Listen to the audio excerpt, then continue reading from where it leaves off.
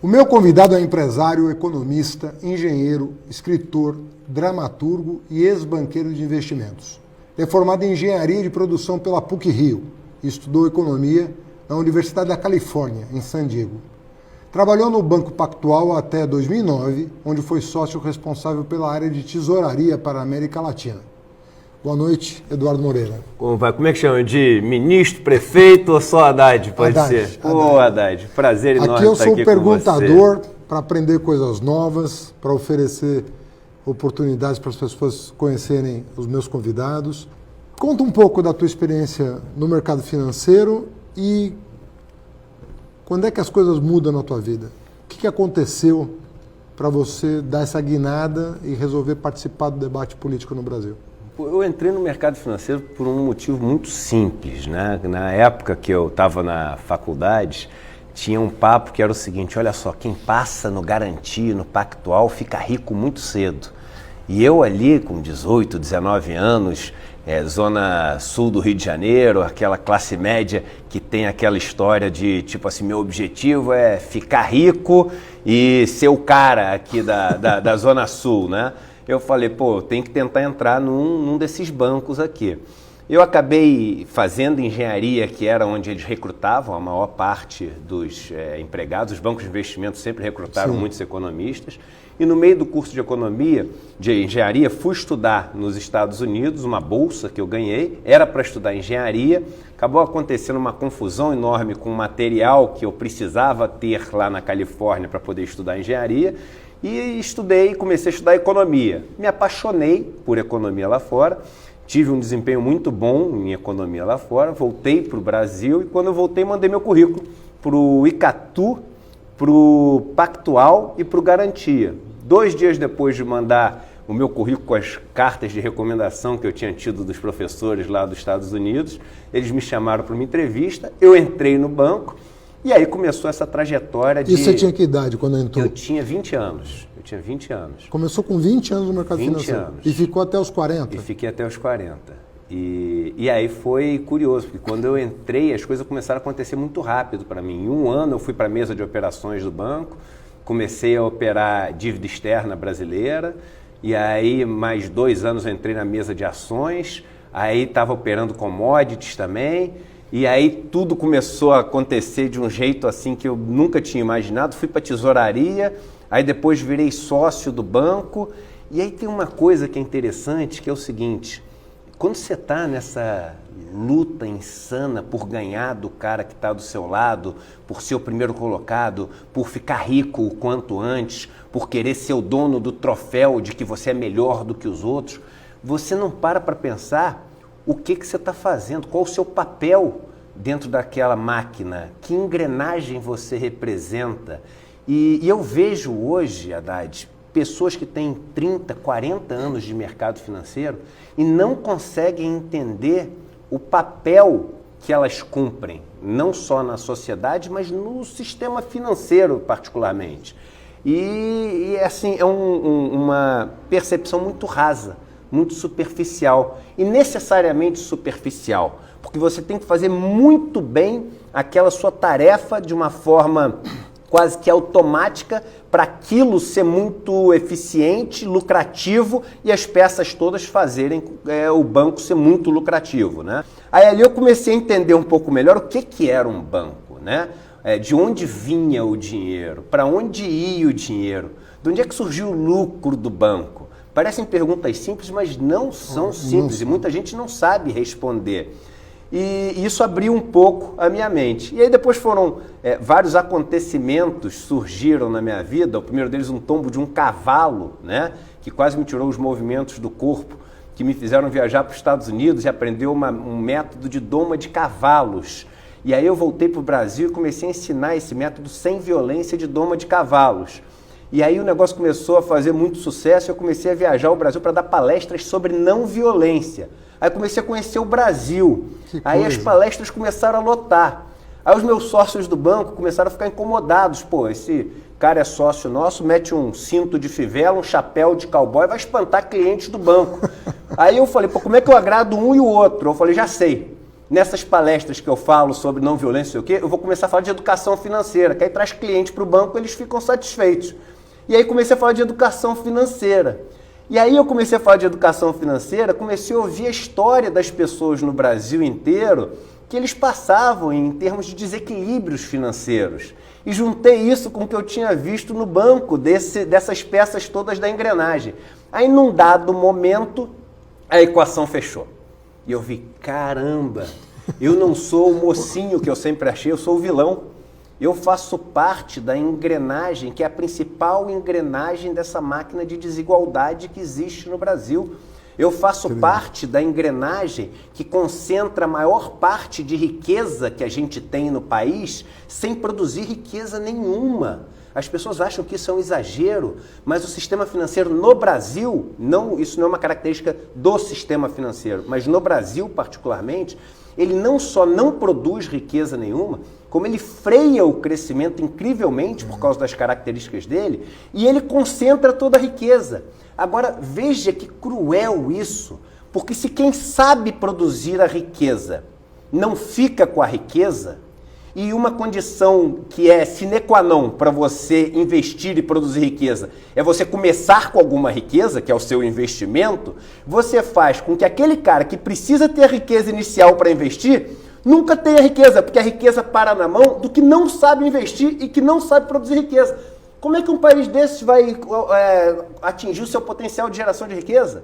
E aí, quando eu percebi todo esse negócio, eu comecei a tentar mudar o sistema por dentro. Falei, vamos tentar dar educação financeira para os clientes, vamos tentar fazer um banco que cumpre o seu papel de levar o dinheiro das pessoas que têm excesso para aquelas que têm falta, em taxas que conseguem incentivar investimento, etc. Mas dentro do sistema foi absolutamente impossível. Comecei a sofrer um monte de represálias, comecei a ser criticado de todos os lados. Acabei saindo ou sendo saído, que foi uma coisa meio misturada. Você virou uma espécie de reformador do sistema, né? Um teórico da reforma, né? Um teórico da reforma. O Lutero. Agora, eu fui 2 anos no mercado financeiro. Que legal, eu não sabia. Eu fui analista de investimento. Que bacana, cara. E, bom, pra você ter uma ideia, eu pedi demissão para fazer doutorado em filosofia. Pra você ter uma ideia do... Meus parabéns. Mas só para explicar para quem está nos ouvindo, a teoria econômica é sempre bonitinha, né? As coisas funcionam e tal. Você tem gente que tem poupança, né? E que, por alguma razão, não quer investir essa poupança. Você tem gente que não tem poupança, mas tem uma boa ideia, quer abrir um negócio, quer empreender, quer pensar uma empresa nova. E você tem uma intermediação financeira, que é o cara que faz...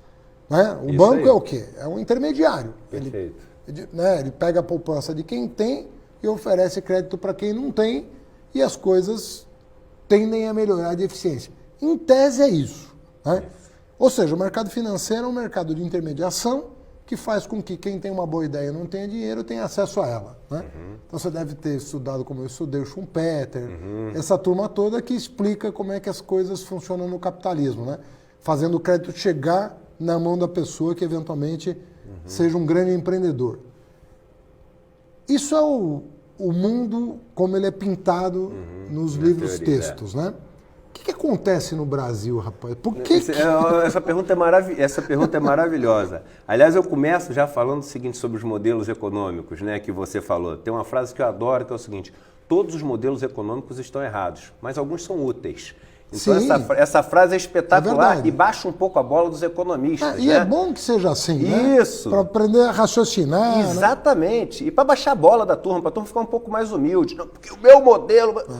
Modelos são tentativas de explicar a realidade. Só que o que é soberano é a realidade, é o que é. O modelo é uma tentativa. E quando fica errado o suficiente, ele é transformado em outro modelo que tenta explicar a realidade, que sempre vai continuar sendo o que é soberano. O que acontece, que é muito importante as pessoas terem na cabeça? Por que a gente precisa crescer? Por que a gente precisa gerar riqueza? Por um único motivo, que para a gente viver, a gente consome riqueza. A gente está bebendo água aqui, tem luz que está iluminando esse lugar aqui, que vem de energia. E toda essa riqueza que a gente está consumindo, ela não tem mais. E se a gente só consumir a riqueza que existe guardada em estoque e não gerar nova riqueza, a gente entra em colapso. É para isso que a gente tem que gerar nova riqueza. E como é que funciona o processo de gerar riqueza? Ele sempre começa com abrir mão de riqueza, com ficar mais pobre. Então, se eu quero plantar milho, por exemplo, o que eu faço? Eu pego umas sementes de milho, vou cavar um buraco, vou botar as sementes de milho, vou jogar um pouco de água e aí vou esperar. Eu não tenho mais as sementes de milho que eu tinha, eu não tenho mais a energia que eu tinha para cavar o buraco, eu não tenho mais a água que eu joguei ali. E pode dar errado, pode cair uma tempestade, pode cair uma chuva de granizo. Ou pode não chover. Isso, né? pode não chover. E aí eu perdi tudo aquilo, eu fiquei mais pobre. Se não dá errado, vai crescer uma espiga de milho que vai gerar uma riqueza maior do que a soma daquelas que eu abri mão. Esse é o resumo de todo o processo econômico: investimento, risco e retorno, sempre. Então, olha que interessante, para você gerar riqueza, inicialmente, você tem que ter riqueza. Então, o processo de investimento parte dessa condição de ter riqueza. Só que algumas pessoas não têm a riqueza inicial para começar o processo. Aí surgem os bancos, que falam o seguinte: vamos pegar das pessoas que têm excesso, ou seja, não conseguem aplicar toda essa riqueza para o investimento, e vamos dar para aquelas que têm falta e podem gerar. E essas pessoas que geram, esse excesso de riqueza que elas geram, tem que ser dividido entre três partes. Entre ela, que gerou a riqueza, entre o cara que trouxe a riqueza para ela, que é o intermediador, que é o banco, e entre o cara que é o dono desse excesso de riqueza, que é o investidor. Aí você já chega na primeira conclusão: se o que é gerado é um dado do problema, é fixo e tem que ser dividido entre esses três, só tem um jeito do banco ganhar mais dinheiro.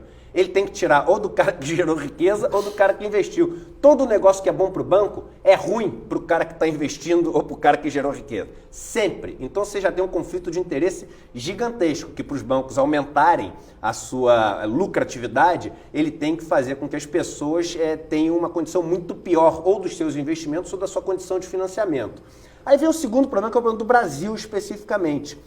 Veja que para essa equação fechar, esse cara que produz a riqueza, a taxa de retorno em relação ao excesso de riqueza que ele gera em relação àquilo que ele investiu, tem que ser maior do que o custo dessa riqueza que ele pegou emprestada do outro cara. Se não for, não fecha a conta. No Brasil, com a taxa de juros na ponta do cara que tem que pegar o dinheiro emprestado, que a gente sabe que não é os 5% da Selic, a gente sabe que é muito mais caro que isso, e quanto mais pobre você é, mais caro é essa taxa de retorno. Você nunca consegue fazer com que a pessoa que não tem o capital, seja o capital fundiário das terras, seja o capital tecnológico das máquinas, ou seja, o trabalhador, que ele tenha acesso ao capital, comprando esse capital e pagando esse capital com o retorno de riqueza que ele pode gerar. Então, no Brasil, o sistema financeiro ele funciona como um fosso para manter a relação de dependência dos empregados, dos trabalhadores, para os donos de capital, que cada vez mais se afastam do processo produtivo, porque sabem que existe uma dependência muito grande dos trabalhadores para eles, e como se afastam cada vez mais do processo produtivo, os donos, hoje em dia, das grandes riquezas do Brasil, eles não entendem nada do que é feito para gerar essa riqueza deles. Isso bota eles numa posição de muita força por causa de poder, mas de muita fragilidade, que eles dependem totalmente desses que sabem produzir a riqueza no Brasil. E se esses que sabem produzir a riqueza no Brasil cruzarem o fosso e ficarem também como donos do capital, esses caras sobram com nada. Então a vida deles passa a ser aumentar cada vez mais esse fosso. E como é que se aumenta esse fosso? Diminuindo a capacidade dos empregados do Brasil de poder negociar seus salários e suas condições, minando os sindicatos e as associações, não permitindo que a taxa de financiamento que eles tenham seja abaixo da capacidade de geração de riqueza, fazendo com que a taxa na ponta dos bancos seja sempre muito alta, e todos esses outros métodos que a gente faz, fazendo com que cada vez mais o trabalhador seja dependente de trabalhar. Reforma da Previdência. Qual que é a função da reforma da Previdência? Fazer com que o sujeito tenha que trabalhar até o final da vida. É o fosso que você está colocando, para ele nunca poder ser dono do capital. O que é a reforma trabalhista que a gente fez? Pedindo que o cara negocie. Você começa a ver a economia como uma luta para que esse fosso nunca seja passado, porque essa fragilidade cada vez aumenta. Por que o spread no Brasil, na tua opinião, você que veio do mercado financeiro, que saiu de dentro da coisa, o que acontece com o sistema financeiro no Brasil? Por que o juro não chega a preços, o crédito não chega a preços competitivos para o tomador? São alguns fatores. A questão da concorrência, ela faz preço sim, mas eu discordo um pouco da maioria dos economistas, eu não acho que faz tanto preço. Por quê? Você já teve, por exemplo, no Brasil, alguns outros bancos estrangeiros que tiveram aqui no Brasil, e era a mesma coisa, a gente teve o dobro de bancos, você tinha o HSBC, você tinha o Citibank, você teve vários bancos que vieram, depois saíram do Brasil, e não mudou muito essa história, né? No Brasil, as pessoas têm que entender o seguinte, o brasileiro, ele é um dos povos menos endividados do mundo em relação à renda das famílias. Quando você pega a alavancagem, ou seja, o quanto que a família deve em relação à renda dela, o principal que ela deve, é muito pequeno, é um dos menores do mundo. Agora, quando você vai ver a conta do quanto que é o custo dos juros em relação à renda da família, a gente é disparado o mais alto do mundo. Então, essa diferença mostra o seguinte, é o lucro dos bancos. Ponto. Aí você vai ver a rentabilidade dos bancos, é a maior rentabilidade dos bancos do mundo. Então, toda essa historinha dos bancos, porque não, é a burocracia, é isso, é o risco, é balela, é lucro e ponto desse negócio. Aí eles falam, a culpa é do Estado. Eu falo, sim, a culpa é do Estado. A culpa do Estado é que não atua como deveria atuar o Estado, combatendo esse oligopólio, esse cartel dos bancos. Porque quando você tem o banco público, qual a função de uma estatal? A função de uma estatal ela é estratégica e fazer com que assimetrias numa sociedade que deve ser justa e dar oportunidades para todos sejam corrigidas por aquele que representa todos, que é o Estado. Então você tem bancos no Brasil, como o Banco do Brasil e a Caixa, estão em todos os municípios do Brasil. Você deveria usar esses bancos para enfrentar o sistema financeiro. Mas a gente sabe como é difícil. Quando a Dilma tentou fazer isso, a gente lembra da resistência que a Dilma sofreu. Muitas pessoas até acreditam parte desse movimento de impeachment a esse enfrentamento que a Dilma teve ao setor financeiro. Mas a verdade é a seguinte, você tem que ter controles nesse sistema financeiro. Por exemplo, o Brasil tinha que ter um limite de uma taxa máxima que os bancos poderiam cobrar no empréstimo. Quanto que é? 5 vezes a Selic, por exemplo. 5 vezes a Selic? Tá doido, o cara vai emprestar por 5 vezes? Haddad hoje empresta 60. O cara pega dinheiro a 5 e empresta 300. É 60 vezes. Então, 5. Aí o cara fala assim, mas aí você vai impedir o livre mercado. Primeiro que livre mercado não existe em lugar nenhum do mundo. Você me mostra um lugar onde tem livre mercado que eu vou falar, poxa, que bacana, conheci. Eu nunca li, nem nunca vi em lugar nenhum esse tal livre mercado, que é livre, que todo mundo pode fazer o que quiser. E segundo o seguinte, no sistema financeiro, quando você não cria esses controles, você cria situações como esse endividamento do Brasil, que são dívidas impagáveis. O cara vai falar, mas e esse cara aqui, onde é que ele vai tomar dívida? Aí eu vou falar o seguinte, olha, a 300%, faz o seguinte, ele não pode tomar dívida, porque isso é uma dívida impagável. Você vai criar um escravo financeiro.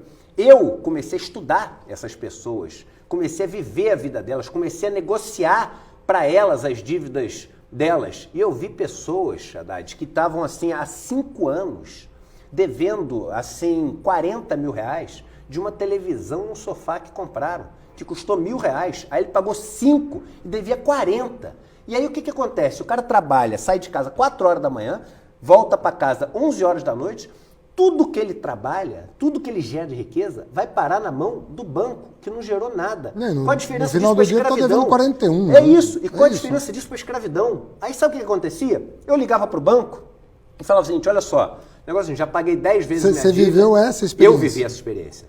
Eu já paguei 10 vezes essa dívida, então você está falando que eu devo 40 mil reais aqui, e aí o banco começa a te ameaçar, você não tem ideia do que é. O negócio é uma tortura. Olha só, e fala grosso. E coitado, uma pessoa que está ali do lado do telemarketing, que foi instruída para isso, que na verdade deveria ser um irmão ou uma irmã daquele, que é um cara que vive provavelmente na mesma comunidade, vive do lado. Se ganhar esse cara de telemarketing, e aí toca esse terror, eu falei, então beleza, só vou te avisar o seguinte, olha, eu estou voltando para minha cidade, que é lá no interior do Nordeste, você não vai nunca mais me achar, e eu já estou com o nome sujo mesmo, então eu nunca mais vou pagar esse negócio. Eu tenho uma oferta para te fazer, eu devo 40 mil, eu posso te pagar 1.500.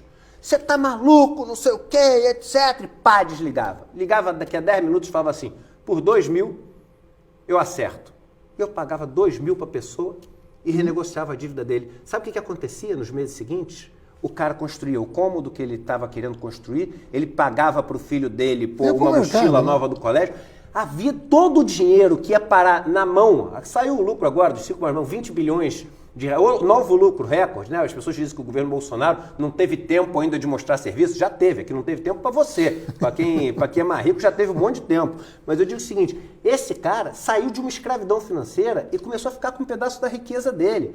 Dívida de 94 mil reais, eu tenho áudio do cara me mandando, renegociou por 6 e parcelou. É isso mesmo, de 94 por 6.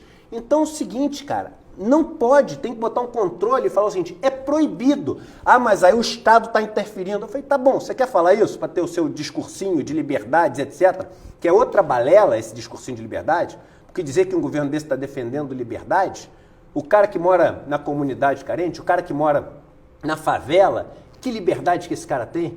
Ele escolhe de quem que ele vai comprar gás? Ele escolhe de quem que vai dar o serviço de net? Agora, Eduardo, ele escolhe o emprego? Se o cara, você falou que o cara, no Brasil, o cidadão é quase um escravo financeiro. Quando eu falei até que é um escravo financeiro. É um escravo financeiro. E se o cidadão vai mal, o cidadão que deve, o trabalhador não vai melhor, né? Você estava falando aí, por isso que eu falei, vamos separar o cidadão devedor do banco do trabalhador que está tentando vender a sua força de trabalho por um salário digno e não está conseguindo e talvez piore essa situação em função dessas reformas todas. Como é que você vê o banco não está... Quer dizer, tem conglomerados financeiros que atuam na economia real, isso acontece, mas o banco... Em tese, ele está descolado da economia real, ele está especulando, ele está... Né? Então tem uma dimensão do sistema financeiro que é puramente especulativa, que eu vou te perguntar a seguir, mas eu queria falar dessa questão do mundo do trabalho. Como é que você está vendo essa questão do mundo do trabalho que você começou a explorar na resposta anterior? Você tem um problema muito sério no mundo do trabalho hoje, Haddad, e eu me envolvi muito por causa dessa discussão da reforma da Previdência com esse mundo do trabalho, que é o seguinte, a gente está passando para um mundo que vai ser um mundo just in time. O que é o mundo just in time? Vamos supor que cai esse copo aqui e quebra. O pessoal da produção aqui vai ligar para a empresa que produz copo, vai falar assim, quebrou um copo, eu quero comprar um copo. A empresa não vai ter estoque, a empresa vai ligar para a fábrica de vidro e vai pegar o cara que produz vidro, que vai ser um cara terceirizado, e vai falar o seguinte, olha, faça um copo de vidro. E aí, quando ele começar a fazer o copo de vidro, ele vai ser remunerado só durante o tempo que ele está fazendo esse copo de vidro. A gente já vê isso hoje em dia quando você pede uma comida no aplicativo. Porque olha que loucura, o cara recebe o dinheiro quando ele te traz o aplicativo. E ele não recebe dinheiro enquanto ele está esperando um pedido, que ele está trabalhando, ele está fazendo só aquilo, ele não está podendo fazer mais nada. Ele não recebe dinheiro enquanto ele se desloca para o restaurante para pegar o aplicativo. E ele não recebe dinheiro quando ele volta para o restaurante. Então as pessoas estão começando a ser remuneradas, e esse é o novo mundo que a gente vai ter de serviço, só pelo momento de pico de trabalho, ou seja, no momento onde a transformação, todo trabalho é uma transformação, está acontecendo. O que isso quer dizer? Imagina que você tem um radinho a pilha. O conceito de jornada de trabalho... Isso, não. E agora vamos dar um exemplo para as pessoas mais da nossa idade vão entender. As mais novas talvez não tenham pego isso. Um radinho a pilha, né? Quando você tinha um radinho a pilha durava 3 meses no radinho. Porque você ligava o radinho, desligava o radinho, daqui a pouco ligava, desligava. O que você está fazendo hoje em dia é o seguinte, você liga o rádio. Na hora que você desligar, você vai tirar a pilha dele e vai colocar em outro rádio que acabou de ficar ligado. Então a pilha vai o tempo inteiro ficando ligada. Essa pilha que durava 3 meses, ela vai passar a durar o quê? Ela vai passar a durar 10 dias. Então a vida útil dos trabalhadores vai passar a ser muito menor. Ele vai gastar muito antes. Se consumir, né? E a data de validade dele passa a ser muito antes, porque ele tem um esforço muito maior, tem um desgaste muito maior. E aí, nesse mundo, onde as pessoas vão ter um desgaste muito maior e vão durar muito menos, porque vão ser pagos só pelo momento de trabalho, a gente fala o seguinte, olha só que a sua proteção social, a sua garantia de ter algum tipo de ajuda, de conforto do nosso grupo, que é o Estado, a gente vai prolongar lá para frente. Então a gente está fazendo um mundo onde as pessoas vão vencer antes em termos de data de validade e vão ter que receber a proteção lá no final. Isso é caótico. Qual é a percepção de um cara que sai do mercado financeiro e só porque resolve discutir o país, começa a ser agredido por gente da tua classe social. O começo foi muito difícil, Haddad, porque eu Deve falo ter assim, perdido amigo, parente. eu perdi todos os amigos, a maioria dos meus parentes parou de falar comigo, e foi muito difícil porque eu perdi os amigos antigos e não tinha dado tempo de fazer os novos. Então eu estava sozinho e assim, e as agressões foram muito, muito fortes. Eu sempre repito esse negócio. Teve um dia que eu sofri 1.500 agressões e ameaças. 1.500 em um dia.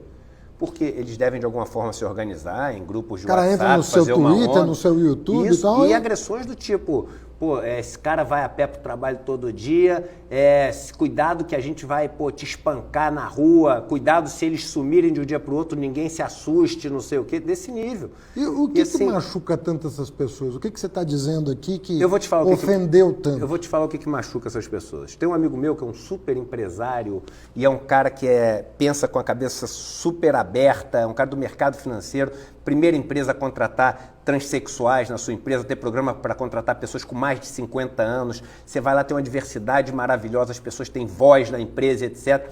Sempre foi elogiado, colunista, tem programa de rádio, etc e tal, não sei o quê. Há umas semanas atrás ele resolveu colocar a seguinte frase na rede social dele: não deveriam existir bilionários do mundo. Bernie Sanders. Haddad foi massacrado. Aí eu liguei para ele e falei assim, deixa eu te dar um pouco de ombro nesse momento, porque eu passei por isso que você está passando.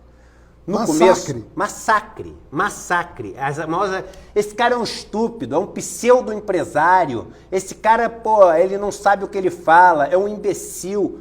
Aí eu falei assim, deixa eu te explicar o que aconteceu, porque isso aconteceu comigo. As pessoas começaram a falar... Está falando de bilionários. A gente está falando de bilionários. Não deveria existir bilionários. Então, bilionários deve ter o quê? 1.500 no mundo, 2.000 no mundo? São falando disso. Pouco mais de 2.000 no mundo. É exatamente isso. Então é isso. 2.000 no mundo. Aliás, só um dado, tá? O que os bilionários ganharam no ano passado a mais de dinheiro seria capaz para acabar com a fome extrema, com a fome do mundo 7 vezes. Que eles ganharam no ano passado de dinheiro, tá? Só para as pessoas terem uma dimensão.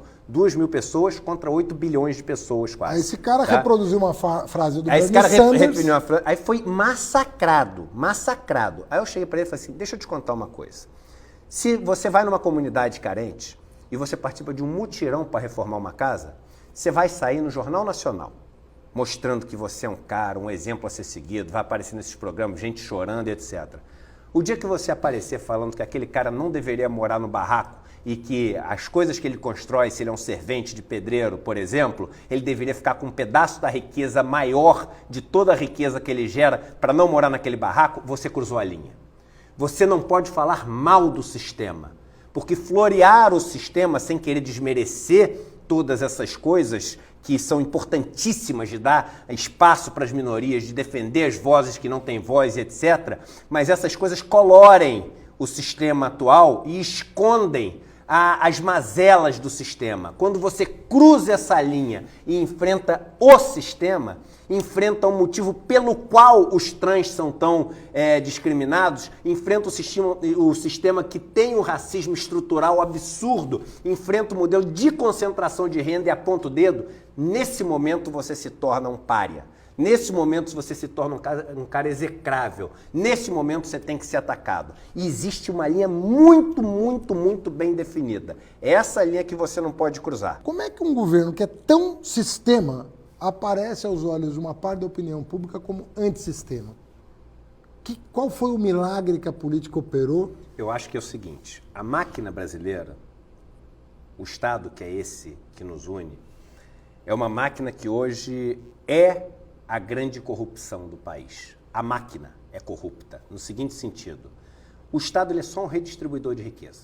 Além de, obviamente, ditar as nossas normas através do legislativo, que a gente tem que conviver e etc., ele só redistribui riqueza. Ele escolhe de quem ele tira e quanto ele tira, e para quem ele dá e quanto ele dá. E nesse caminho de dar, ele deixa um legado.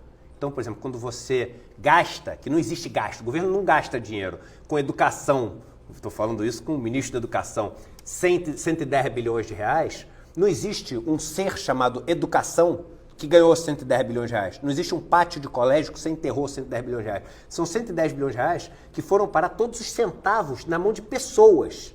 Pessoas, professores, serventes, monitores, donos de imóveis, isso, exatamente. Por aí vai. E então o seguinte, o dinheiro parou na mão dessas pessoas e deixou um legado, que foi conhecimento, que foi construção, que foi coisas assim.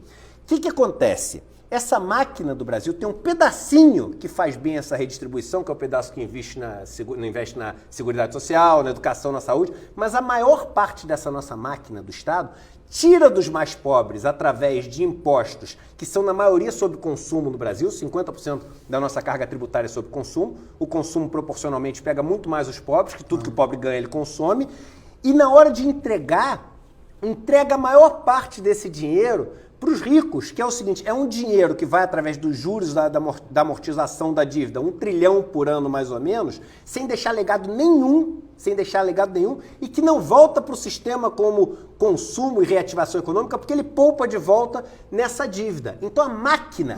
Fica empossado na mão dele ali, rendendo... Exatamente. Então a máquina tira dos pobres e dá para os ricos, um Robin Hood às avessas. O que são os políticos? Os políticos são os caras que ficam apertando os botões da máquina, operando essa máquina.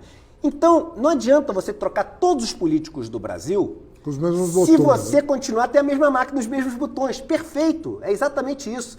E aí o que esse governo mostrou? Falou assim, ó, os operadores da máquina que estão fazendo essa desigualdade. Os operadores da máquina que são os corruptos. E esconderam a máquina. Porque é muito importante para eles esconder a máquina. Porque se mudar a máquina, o mundo dos amigos desses que estão no poder, ele vai à ruína. E aí o que a população acreditou? Houve uma confusão entre antipolítica e antissistema. Perfeito. Né? A culpa, o antipolítica, operadores da máquina, antissistema, a máquina. E aí o que elas falaram? Putz, esses operadores da máquina estão ferrando a nossa vida. Vamos trocar os operadores da máquina. Aí botaram os caras que falaram o seguinte, sorte que chamaram a gente, agora vamos apertar os parafusos da máquina, vamos botar óleo na máquina para ela funcionar melhor ainda fazendo essa desigualdade. E é o que a gente está vivendo no país. Entendeu? A gente vai viver um período agora onde as pessoas vão ter uma falsa impressão. Eu falei isso, apesar de todo mundo achar o contrário, a popularidade desse governo vai aumentar agora no curto prazo. Por que vai aumentar? O que esse governo fez? Ele fez a vida do cara que vive de renda e de explorar o trabalho de quem produz riqueza no Brasil, assim, fácil como nunca teve no Brasil antes. Botou mão de obra de graça, acabou com os direitos das pessoas negociarem seus salários, diminuiu os juros para o cara rico, que é só esse cara que tem acesso a esses juros mais baixos, e falou o seguinte, eu estou no poder, qualquer problema que tiver, pode deixar que eu garanto aqui. O que o cara mais rico vai fazer agora? Ele vai investir. Ele vai investir, mas vai investir nessas condições que são quase de escravidão. Aí as pessoas falam, mas pelo menos vai ter trabalho. Eu falo, meu amigo, na escravidão não tinha desemprego. Se for nesse ritmo, a gente volta para a escravidão. E eu entendo o cara pobre que fala o seguinte, mas Eduardo, eu não tinha emprego nenhum, pelo menos agora eu posso andar de bicicleta. E eu tenho que ser empático, eu tenho que ouvi-lo, eu tenho que compreender que ele está achando melhor e eu não posso culpá-lo. Mas eu tenho que mostrar para ele também o seguinte, eu falo, mas você é muito mais do que você acha que é. Você é muito mais do que merecer uma bicicleta para poder entregar e viver desse salário. Então é o seguinte, fique feliz e eu te compreendo por poder ter pelo menos um leite para dar para o teu filho pequeno, mas eu não vou deixar de lutar para fazer com que você seja absolutamente igual a esse cara que está acabando com a tua vida, porque você é igual a ele. Você não tem nenhuma diferença. Você não merece ter nada a menos do que ele em termos de oportunidade, de chance e de dignidade na tua vida. Eduardo, bom te ver, bom conversar com você. Valeu, meu irmão. Sorte na tua trajetória. Obrigado e muito sucesso aí para você e parabéns pela caminhada que você tem feito.